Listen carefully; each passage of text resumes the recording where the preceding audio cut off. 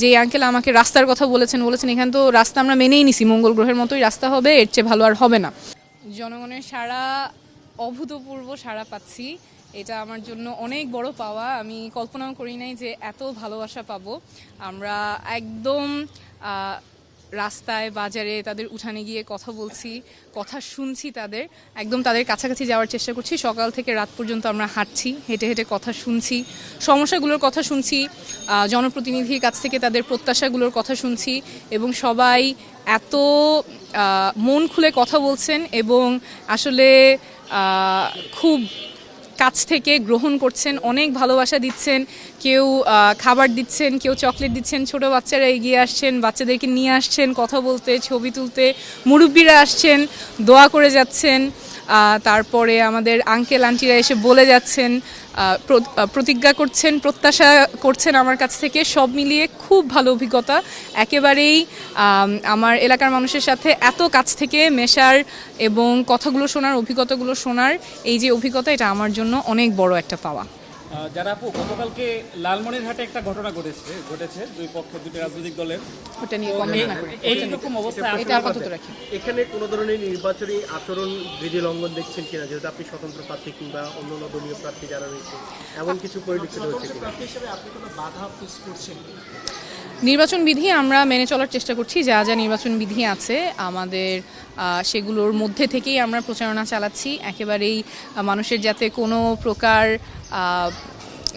তাদের যে দৈনন্দিন জীবনযাপন সেটা যাতে নির্বিঘ্নভাবে চলতে পারে, যতখানি মিনিমাইজ করা যায় আমরা সেভাবেই প্রচারণা চালানোর চেষ্টা করছি, যাতে রাস্তাঘাটে তাদের চলাচলের ক্ষেত্রে জ্যামটা সৃষ্টি না হয়, শব্দ দূষণ না হয়, সেভাবেই আমরা প্রচারণা চালার চেষ্টা করছি বিধির মধ্যে থেকে।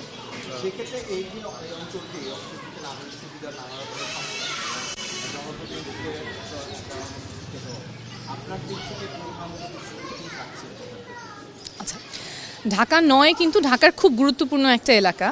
এখানে খুবই ঘনবসতিপূর্ণ একটা এলাকা। সবাই পরিশ্রম করে, সৎভাবে চলতে চায়। 1 টাকা ট্যাক্স কেউ কম নেয় না। গ্যাসের বিল সবাই দেয়, পানির বিল সবাই দেয়, কিন্তু নাগরিক সুবিধার দিকে এই অঞ্চলটা অনেক পেছানো, এবং সেটা আমরা বারবার আমাদের থেকে বলা হলেও, এলাকাবাসীর কাছ থেকে বলা হলেও এই জায়গাগুলো অ্যাড্রেসড হয়নি।